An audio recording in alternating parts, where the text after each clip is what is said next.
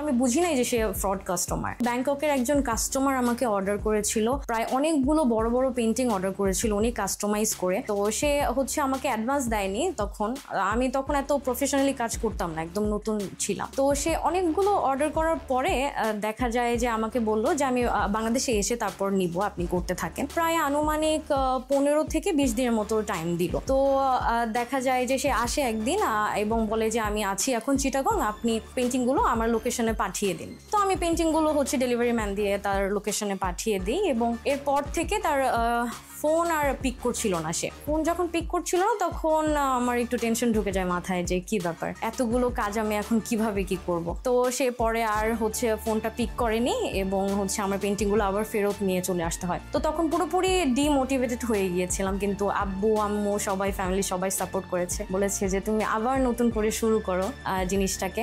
আম্মু যখন আমাকে ছোটবেলায় খেলনা বানিয়ে দিত মাটি দিয়ে, তো সেগুলো দেখে দেখে আমারও ইচ্ছে হতো যে আম্মুর সাথে সাথে আমিও করি। তো সেখান থেকে আস্তে আস্তে শেখা আমার। এরপর অনলাইন প্ল্যাটফর্মে চেষ্টা করি যে আমার আর্টটাকে শোকেস করার, আর আশেপাশের মানুষরাও নিতে চাইতো, বলতো যে তুমি তো এগুলো চাইলে সেল করতে পারো। এরপর আমি হচ্ছে গিয়ে পেজ খুলি একটা আমার, এবং পেজ খোলার পরে মোটামুটি আমার পেন্টিংগুলো ভালোই সেল হচ্ছিল, কিন্তু মাঝখানে আমার পেজের অ্যালগোরিদমটা ভালোভাবে আমি ঠিকভাবে চালাতে পারিনি। তো ফেসবুকের অ্যালগোরিদমের কারণে আমার পেজটা হঠাৎ করে ব্যান হয়ে যায়। তখন আশেপাশের মানুষরা বলতো তোমার কাছ থেকেই কেন পেন্টিংটা নেবে, তাই না? তো পেন্টিংটা তো দোকানেও পাওয়া যায়, সেখান থেকেও নিতে পারে। তো তখন আমি ভাবলাম যে তাহলে ইউনিক কিছু কি করা যায় যেন আমার কাছ থেকেই কাস্টমাররা পেন্টিংটা নিতে বাধ্য হয়। তো তারপর আমি দেশের বাইরের আর্টিস্টদের কাজ দেখে, যেটা স্কাল্পচার পেন্টিং বলে, সেই কাজগুলো হচ্ছে আমি আস্তে আস্তে করার চেষ্টা করি। তখন আমাকে গাইড দেওয়ার মতো কেউ ছিল না এরকম, কারণ এই পেন্টিংটা খুব মানে কম প্রচলিত ছিল বাংলাদেশে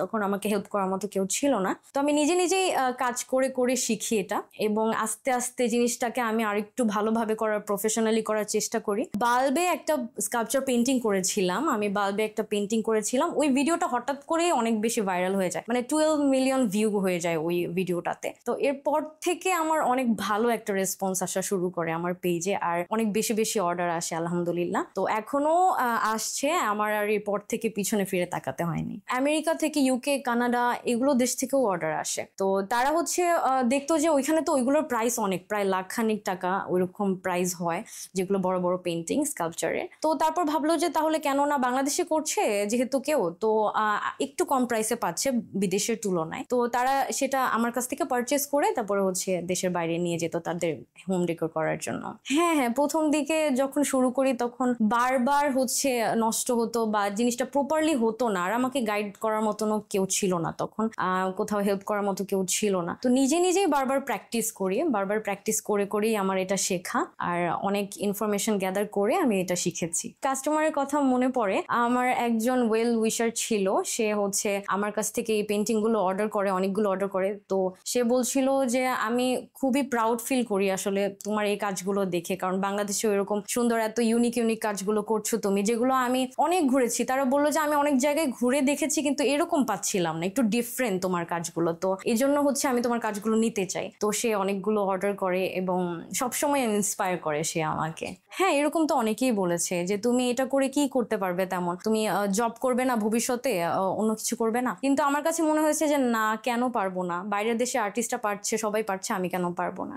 সবচেয়ে বড় অ্যাচিভমেন্ট যেটা ছিল আমার ইচ্ছা ছিল যে আমি যেভাবেই হোক, আমার একটা ড্রিম ছিল আমি একটা গাড়ি কিনবো, আর সেটা সেকেন্ড হ্যান্ড হোক আর যেটাই হোক না কেন আমি কিনবো। আর আলহামদুলিল্লাহ সেটা আল্লাহর রহমতে পসিবল হয়েছে। আমি আমার ইনকামে টাকা দিয়ে আমি গাড়ি কিনতে পেরেছি, এবং এটা আমার জন্য সবচেয়ে বড় অ্যাচিভমেন্ট। এটাই সেই গাড়িটা যেটা ফাইনালি কেনা হয়। আমার অনেক দিনের ড্রিম ছিল এটা কেনার, এবং আমি তা কিনতে পেরেছি। হ্যাঁ, ফ্যামিলির সবাই একসাথে ঘুরতে যেতে পারি, ভাইয়া ভাবি মা বাবা সবাই মিলে ঘুরতে যেতে পারি যে কোনো সময়, ভালো তো লাগবেই।